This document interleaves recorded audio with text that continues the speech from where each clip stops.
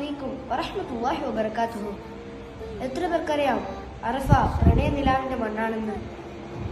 ആദം നബിയും ഹവ്വ ബിവിയും ആദ്യമായി ഭൂമിയിൽ നിന്ന് പ്രണയം കണ്ട ദിവസം.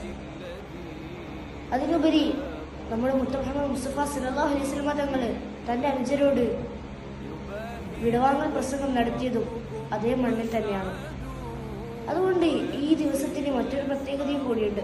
കാരണം അന്നത്തെ ദിവസം ആരെങ്കിലും ഒരാൾ നോമ്പ് നോക്കിയാൽ അവന് കഴിഞ്ഞ വർഷത്തെയും വരാനുള്ള ഒരു വർഷത്തെയും പാപങ്ങൾ പുറത്തു കൊടുക്കുമെന്ന് നബി സല്ലല്ലാഹു അലൈഹി വസല്ലം തങ്ങൾ തന്റെ ഹദീസുകൾ റിപ്പോർട്ട് ചെയ്യുന്നുണ്ട്. അതിനു പുറമെ അല്ലാഹു തആല തന്റെ അടിമയിൽ നിന്ന് ഏറ്റവും കൂടുതൽ ദുആ സ്വീകരിക്കുന്നതും അന്നത്തെ ദിവസമാണെന്ന് മഹാന്മാർ ഹദീസുകൾ റിപ്പോർട്ട് ചെയ്യുന്നുണ്ട്.